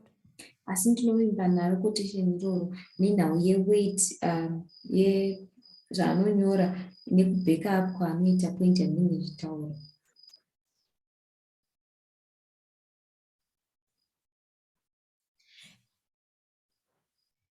In August, September of 2019, Muna August naSeptember 2019, we're at the German camp meeting. tiri kuGerman camp meeting. It's Sabbath. Rakanga riri Sabata. Different language groups divide for Sabbath school. Mapoka akasiyana-siyana anotaura ndimi dzakasiyana akadivhaidha kuenda kuSabbath. The United States takes one group. VeAmerica vakatora rimwe boka. They all discuss grace and love and tolerance. Vese vakataura nyaya dzetsitsi nerudo netolerance. Completely losing sight of the prophetic message. Vachitorusa muono nemessage yechiprofita. Or the point in history they had arrived at. Kana panguva apo munhoroondo yavakanga vasvika pairi. A few days later, Mazuva mashoma akazotevera, their leader says he's returning to Laodicea. mutungamiri wavo akati indakudzokera kuRodhokiya. And all those with grace, love and tolerance said amen. Vese vaiva nerudo netsitsi netolerance vakati amen. I would suggest they had never left. Ndinosagesa kuti vakanga vasina kumbobvira vasiya. The mindset was still there. Mindset yacho yakanga ichiri mavari. And it gets made so subtle. Zvinobva zvaitwa kuti zviite zvivandire zvakadaro. But ever since late 2019, Kuti kubva kupera kwa2019, what Elder Paminda and I have been fighting in this movement is the Laodicean condition. chairwisaniswa neni naElder Paminda ndiyo condition iyi yeLaodicea. I would argue it's stronger now than it's ever been. Ndinogona kutoargua kuti zvatosimbisisa izvezvi kupfuura zvazvakanga zviri. And it's not intolerant people pointing out others' mistakes. Havazi vanhu vari intolerant vari kunongedzera mamistakes evamwe kwete. It's not rude women. Havazi madzimai vari rude. Saying, stop saying sister. Vari kutaura vachiti mirai kutaura muchiti sister imi. The Laodicean responders. Vanhu vanoresponda vechiLaodicea. Women as well as men. Madzimai zvakare nevarume. Saying, First, vanoti chekutanga you called out my sexism and you made me feel bad. wazviti izvo isexism kwandiri ende waita kuti ndinzwe zvisina kunaka mumwoyo mangu. That's conservatism, doesn't it? Only conservatism makes you feel bad. Ndiyo conservatism, haisiriyo here? Conservatism yoga ndiyo inokuita kuti unzwe zvisina kunaka. So the arguments develop subtly around this type of thinking. Saka maarguments anotanga manje kuumbwa zvine kakunyangira zvakaputirwa nekufunga Must have kwakadaro success kuti unofanira kuve nekubudirira with Adventism and the world. nechisavadha nenyika. Can't win a presidential election. Kuti haugoni kuwina iwewe election Can't yechipresident, make a difference. haugoni kuchinja zvinhu. Come on, Democrat Party. Imi mademocrats, Sexism isn't in this issue, my favorite issue. sexism haisi muissue iyi, issue yangu yanonyanyofarira. My lack of support to female Bible workers is only my personality. Kusasapota kwandoita maBible workers vechidzimai ipersonality yangu.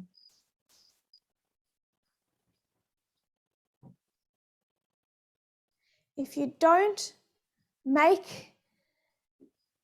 people where they're at, Ukasaita kuti vanhu vasangane pavari, you'll never win an election hausi kuzombofa wakawina election. and be able to gently coax the American public a little further forward.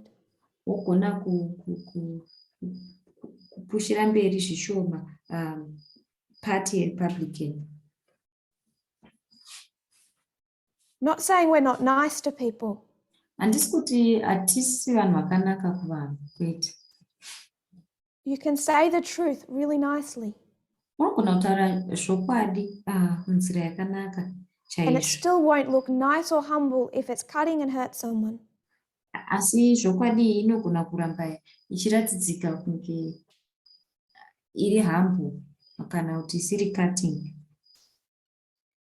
But just win an election, Asi chingowina iwewe election, meet the people where they're at, sangana nevanhu pavari, get them in, vapinze vakadaro, then you can just start coaxing them further and further and further.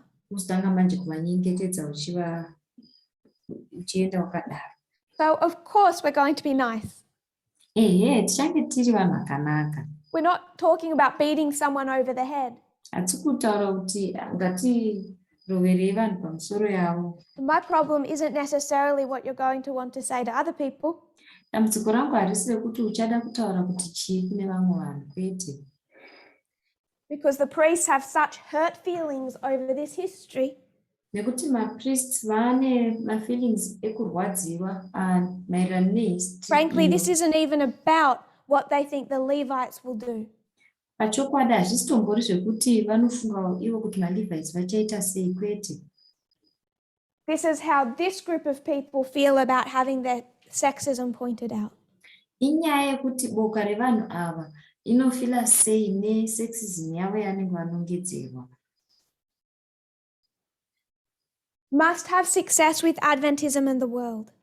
Hanzi tinofanira kunge tiine kubudirira nemasavadha uye This was very strong at the beginning of 2020.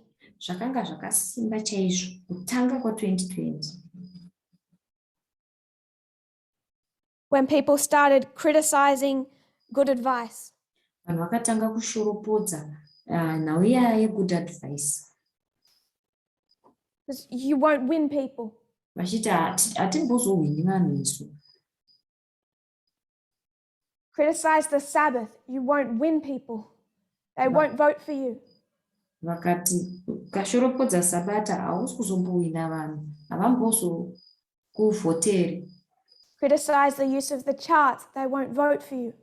Shoropodza kushandiswa kwemachats havambokuvhotera. It's more subtle, but the same arguments are made today. Zvine kakunyangira asi maarguments iwayo tinomaona nhasi. So it gets masked with grace, love, and tolerance. Saka zvinobva zvazoputirwa izvo nerudo, netsitsi, netolerance. And the whole point is Point huru ndiyoi sexism isn't everything. yekuti sexism haisiriyo zvinhu zvese ka. Elder Tess isn't pointing out a prophetic message about the Sunday law test. Elder Tess havasi kutinongedzera kuprophetic message yeSunday law test. She is a woman screaming in a restaurant. Mudzimai ari kuscreama ari pakati perestaurant. About a little fly on her shoulder. Achiti handaona nhunzi pabendekete rangu. Waiting for that good male waiter to come and shoo the fly for me. Akamirira waiter wechirume kuti auye kuzodzinga nhunzi iyoyo paari.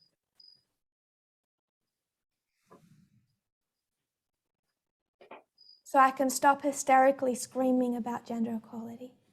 Ndinogona kumira kuscreama nenhau dzegender equality.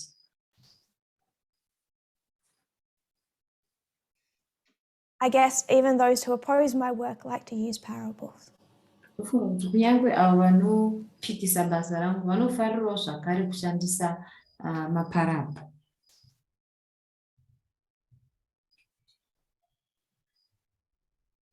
But sexism isn't everything.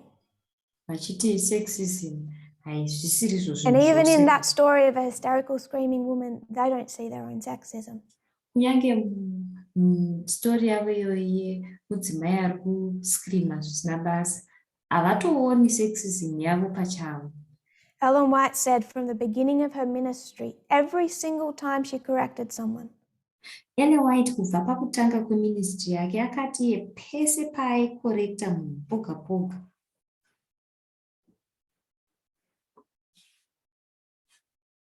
they claimed she'd been inappropriately influenced by others.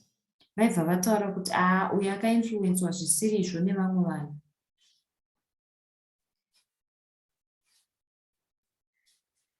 And one of the latest examples of someone telling me I'd been inappropriately influenced Umwe wemenzaniso wechimanje manje wemunhu akandiudza kuti hayi makainfluenswa nevamwe vanhu zvisizvo.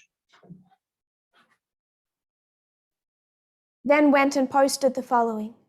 Akaendera mberi nekuposta zvaitevera zvinotevera. Science has proven Hanzi sainzi yakatipuruvhira men can only unconditionally love a woman kuti vanhurume vanongoda chete madzimai zvisina condition.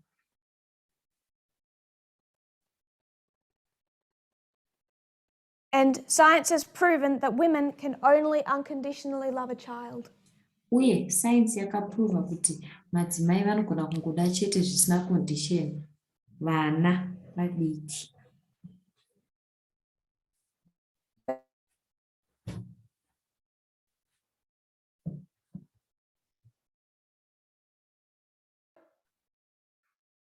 Is not hidden. Zvisinei neizvo zvakavanzika. If the blind have learnt to see,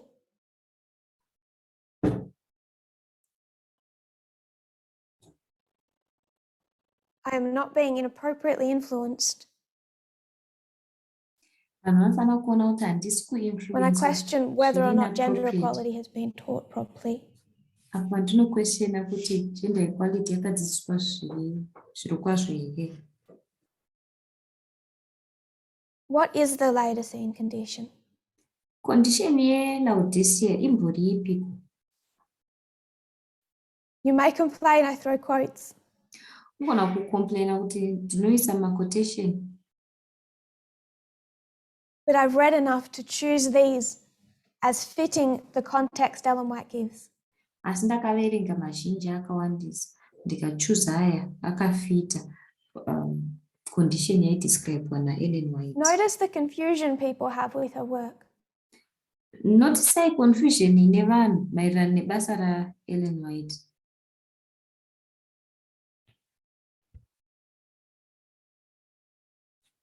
In my last vision, I was shown that even this decided message of the true witness had not accomplished the design of God. The people slumber on in their sins. They continue to declare themselves rich and having need of nothing. Many inquire, why are all these reproofs given? Why do the testimonies continually charge us with backsliding and with grievous sins? We love the truth. We love equality. We are prospering. We are in no need of these testimonies of warning and reproof. I put equality in there. Muvision yangu yekupedzisira ndakaratidzwa kuti kunyange iri shoko rakasarudzwa rechapupu chechokwadi rakanga risati rapedza gadziriro yaMwari, vanhu vanokotsera muzvivi zvavo, vanoramba vachizviti vapfumi uye havashayiwi chinhu.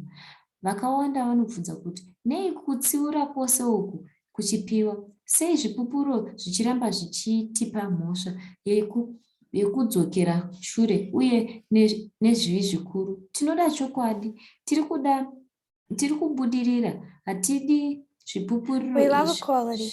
We love the midnight cry. zvekunyevera uye kutsiura. Isu tinoda midnight cry, We're tiri vanhu vanoda prospering equality, tiri kubudirira wani.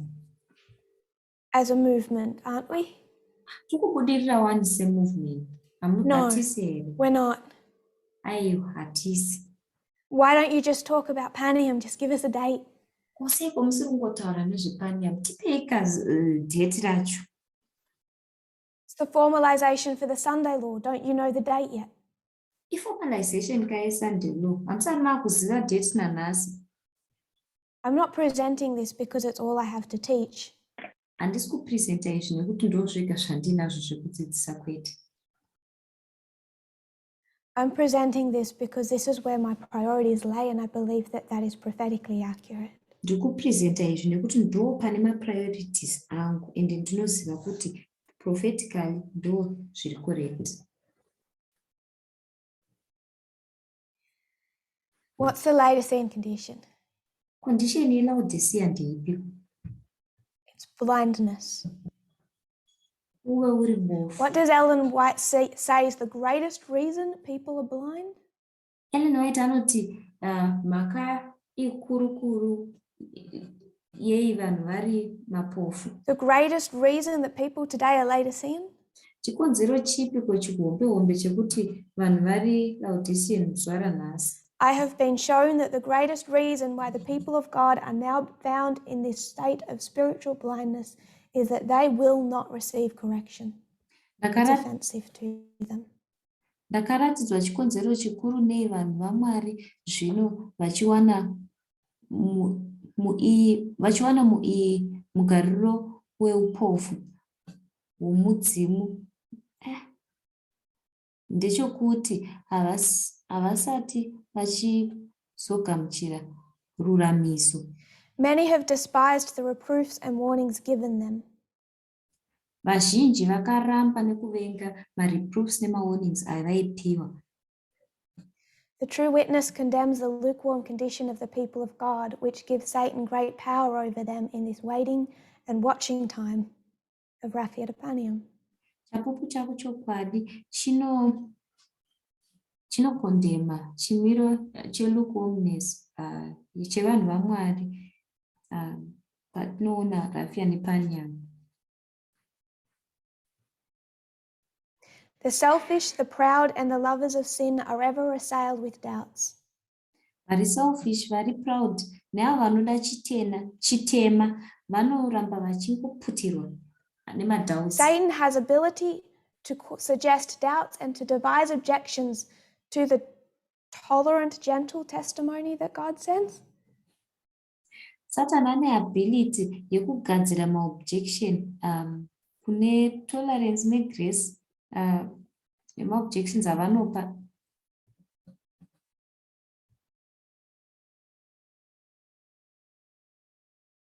She doesn't say tolerant. Vanoti taura zvetestimony havatauri nyaya yavo yetolerance. Many think it a virtue, a mark of intelligence, to be unbelieving and to question and quibble. Vanhu vanofunga kuti ivirtue kuve uri unintelligent uye kwanuka uchivhunza chaizvo uine kudhauta.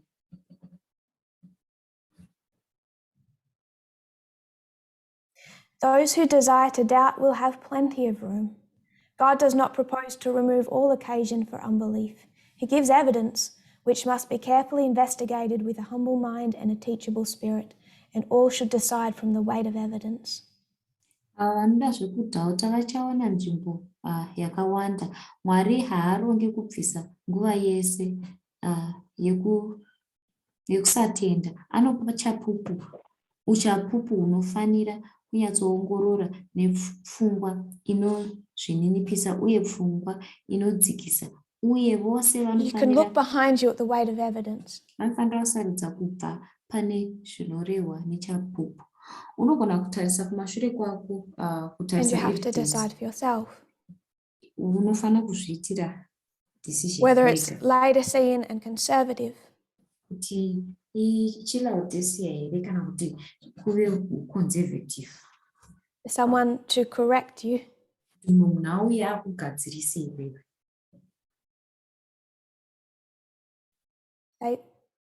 Stop calling us brother and sister. Kuti musatidaidzai neni muchiti brother kana sister. Making you uncomfortable. Vachikuita iwewe kuti usanzwa uri comfortable. Pointing out things that are clearly encouraging a continued misogyny within this movement. Vachinongedza izvo zvinhu zviri pachena zvekuda kuti zvikontinue misogyny. Pointing out things that are continuing the misogyny within this movement. Zvichinongedza zvinhu zviri kuramba zvichida kuti misogyny movement irambe ichikontinue.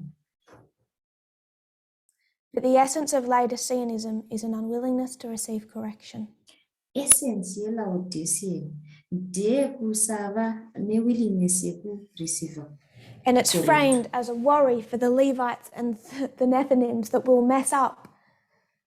Zvobva zvanzi tine wari yekuita mess up kumaLevites nemanethinim. Covered over with ideas of grace, love and tolerance. Zvoputirwa nemaidea ekuti ngative netsitsi, ngative nerudo, ngative netolerance. God is not more tolerant today than he was 10 years ago or 1,000 years ago. Mwari havasi more tolerant nhasi than zvavaiva 10,000 years ago. What he's doing is pointing out what he's intolerant of. Zvavari kuita Mwari vari kunongedzera zvavasingatorereti. Then the argument, sexism isn't everything. Panouya argument yekuti hanzi sexism hazvisi zvogaka. Lots of other cases, but not mine. Pane mama cases akawanda asiri yangu zvana. In this case, you've just been influenced. Mukesi inoyi uri kungoinfluencwa zvako. We love equality, lay off.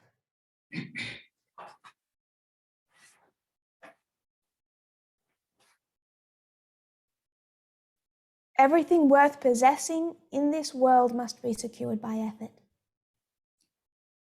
Chese chiri worth possessing munyika ino chinofanira kuwanikwa neeffort.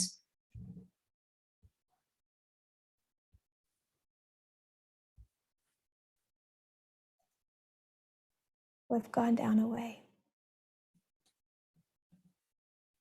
13.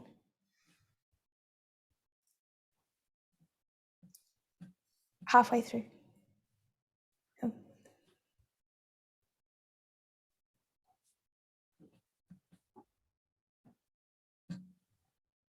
And sometimes by most painful sacrifice.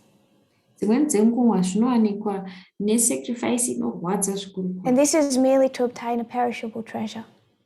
Izvi zvinowanzoitwa kuti vanhu vaobtene treasure. Shall we be less willing to endure conflict and toil and to make earnest efforts and great sacrifices to obtain a treasure which is of infinite value and a life which will measure with that of the infinite? Can heaven cost us too much? Tingave tisingadi here kutsungirira kurwisana nekushanda zvakaoma kuti tiva treasure iyo isingaperi, kuti tiwane pfuma ine ukoshe husingaverengeki uye neupenyu But for many, their hunozoyera. treasured point of view is too much. Asi kune vazhinji zvakavanyanyira izvi. Pride is too much. Zvinovadhurira chaizvo. This applies to women as well as men. Izvi zvinoaplaya kumadzimai uye kuvarume zvakare. Because the second author of the Politics of Evasion was a woman. Nekuti uyo munyori wechipiri wePolitics of Evasion aiva munhukadzi. And I hear from women all the time Tinonzwa kubva madzimai nguva dzose the same sexist arguments that I hear from men. vachitaura maarguments ari sexist akangofanana neandinonzwa kubva kune anhurume. If you were to go to the vows, dei waendaiwo kumavhows,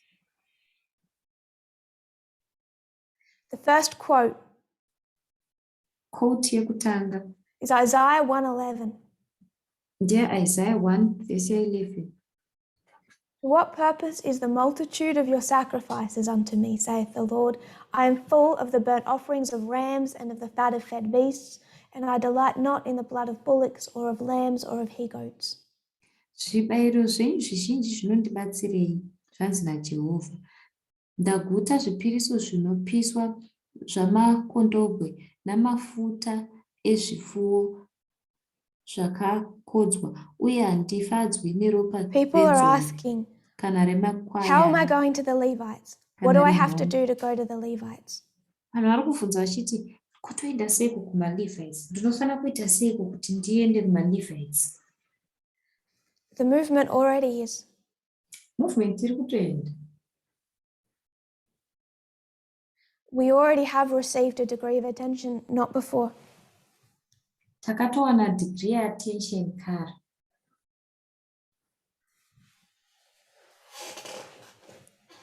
Our position on gender and LGBT has been noticed. Position yedu yegender neLGBT iri kuongororwa. But if you're unwilling to work with leadership, Asi kana usingadi kuti ushande neutungamiriri, to do what's necessary to assist with the work for the priests, kuita izvo zviri necessary kuasista nebasa remaprista,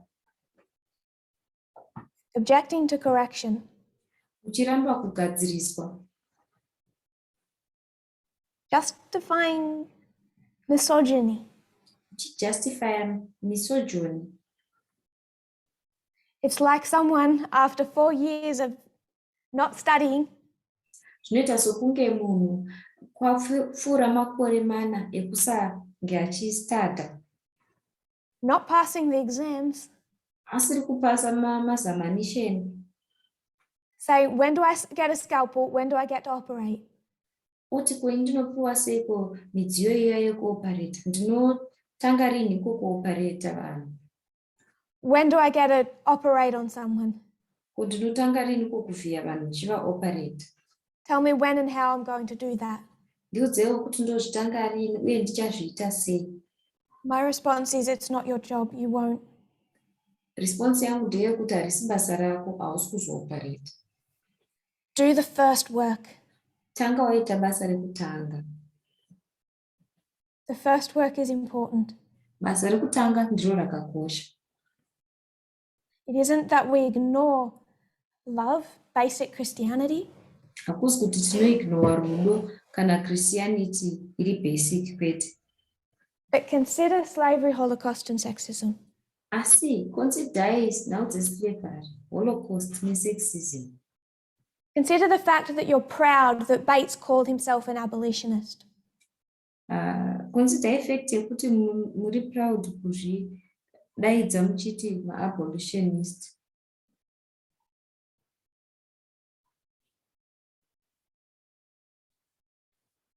And no one is saying, oh, that's terrible. It wasn't 1850 yet. Pasina anoti zviri terrible izvi yanga isati ya1850. He didn't lead the plantation owners gently enough. Haana kutungamirira vaiona maplantation zviri gentle. I'm not concerned about the work that the organization does for the Levites. Handisi concerned nebasa rinoitwa neorganization maererano nemaLevites kwete. I'm concerned about individual priests.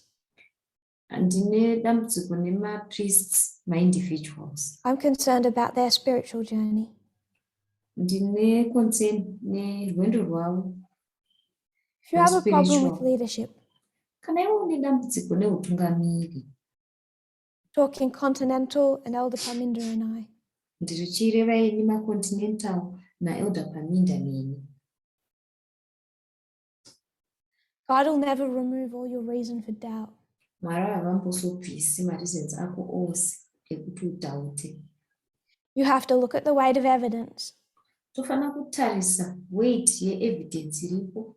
Decide if our priorities over the last 3 years have fitted with the seriousness of the message. Tosaridza kuona kuti mapriorities edu kwemakore 3 apfuura anofitana here nemapriorities emessage iyi. There are people in leadership who need this as well. Kuna vanhu vari muutungamiriri vanonidawo izvi zvakare. Men and women. Madzimai nevanhukadzi. There's a lot less of it now. Zvatidzikire hazvo ezvino. There's a lot less of it now. Zvadzikira ezvino. Because most of them don't talk to me anymore. Nekuti vazhinji vacho havachatauri neni zvakanyanya. But I'm going to keep being that screaming woman in a restaurant for as long as it takes. Asi ndicharamba ndiri mudzimai uyavo murestaurant anoscream kusvikira as long as it takes.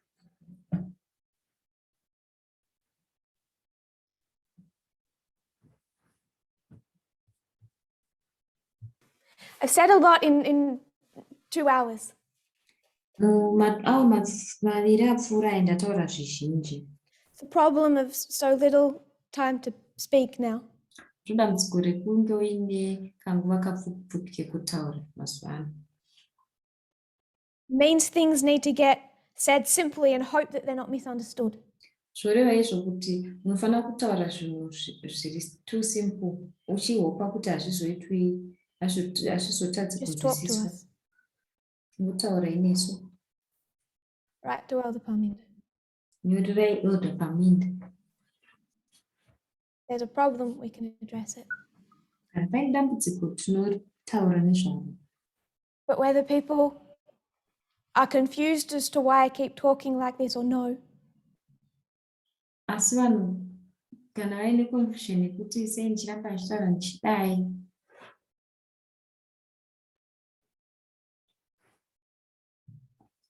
this movement has a problem with the Laodicean condition. Movement ino ine dambudziko reLaodicean condition. The Laodicean condition is another way of saying a history of compromise. Condition yeLaodicea ndiyo imwe nzira yekuti nhoroondo yecompromise. We pinned compromise prophetically to the time of the end. Tabayirira compromise prophetically tikaibaya patime of the end. And used 2 methods of defining it.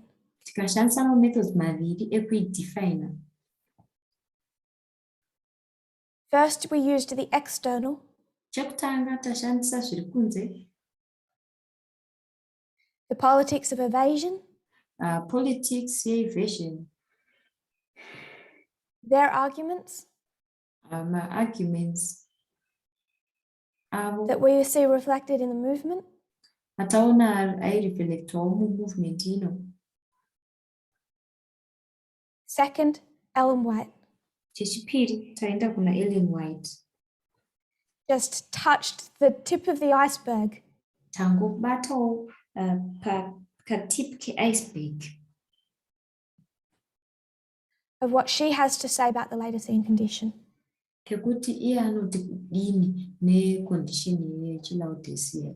It's a big subject, Isubject huru kwazvo, but it's all about whether or not we're willing to see our character exposed, asi nechekuita nekuti tiri willing zvakadii kuona makarekta edu achiwaridzwa pachena and corrected by this message, ogadziriswa nemeseji ino, and see that that is love, toona kuti urwu ndirwo rudo because it's salvation.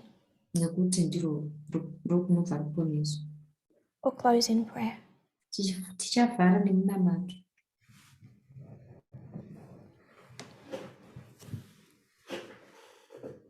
Dear Lord, Mwari, we want this movement to be successful. tinoda chaizvo kuti movement ino inge successful. May we not try and make it more successful through compromise. Tipetserei tisada kuzama kuti yakaite successful kuburikidza nekucompromise. May we look at our own hearts, Titei titarisewo mwoyo yedu, be willing to have sexism pointed out, tive tiri willing kuti tinongedzerwe sexism yedu. and may we see love in that message, Titei tione rudo message iyoyi, love in whatever changes our hearts and fits us for heaven. rudo nezvose zvinochinja mwoyo yedu zvichitifita kuti tinge tichikwana kudenga. Pray, Lord, you'll help your people escape this condition, Tonamata Mwari kuti mubetsere vanhu vaescape condition iyoyi for their own sake, kuitirawo and ivo also pachavo, because uye zvakare we don't want to take this message alone. kuti isusu hatisi kuda kuendesa meseji iyi tiri tega, Selfishly, zvine chindini mukati. I'd rather fight with an army. Tinoda kuti tirwe tiine army huru. I pray this in Jesus' name. Tonamata izvi muzita raJesu. Amen. Amen.